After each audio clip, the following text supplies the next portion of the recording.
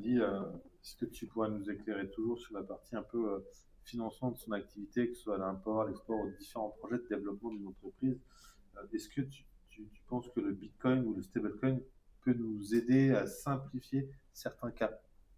Si oui, comment?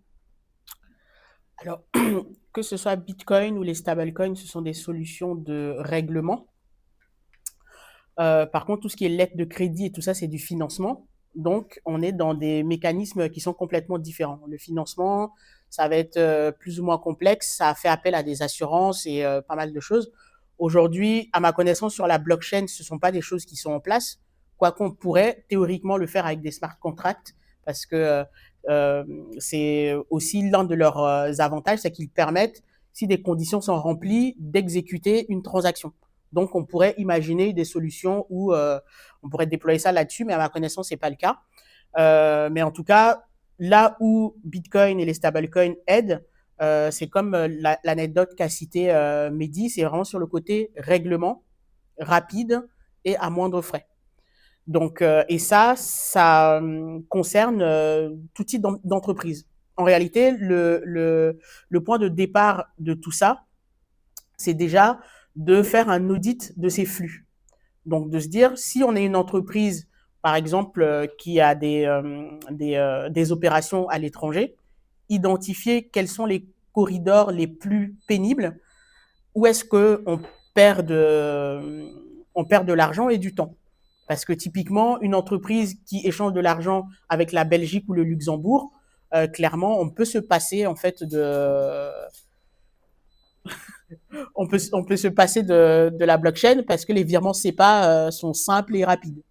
Maintenant, si on doit payer des consultants à Dubaï, ça c'est un cas que j'ai eu, on doit payer, on doit recevoir de l'argent par exemple du Congo ou de l'Afrique centrale parce qu'on a livré des marchandises, là ça devient très compliqué. Et à ce moment-là, on va identifier vraiment l'intérêt de pouvoir avoir ce type de paiement.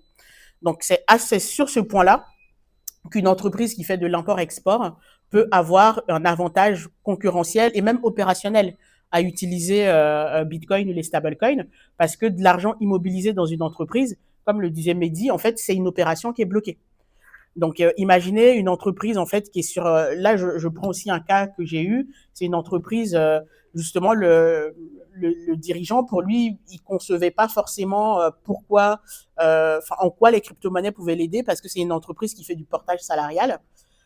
Or, il transfère de l'argent constamment entre l'Europe et Dubaï et l'Afrique, parce qu'il y a des consultants qui sont installés là-bas et qui sont portés pour travailler sur des contrats européens. Donc, il est tout le temps en train de transférer de l'argent. Et donc, et en plus, c'est une activité à faible marge parce que les consultants, bah, ils coûtent cher. Donc, les marges sont très, très serrées. Et donc, les frais bancaires, c'est un sujet épineux pour son entreprise. Donc, lui, euh, déjà en parlant avec lui, j'ai même pas évoqué le mot crypto. J'ai tout simplement parlé de simplification des transactions à l'étranger.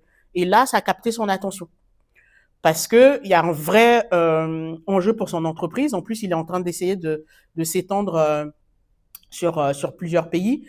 Euh, Économiser même ne serait-ce que 1% ou 2% sur plusieurs transactions, ça lui permet déjà en fait d'augmenter ses marges. Donc, pour son entreprise, c'est un sujet crucial.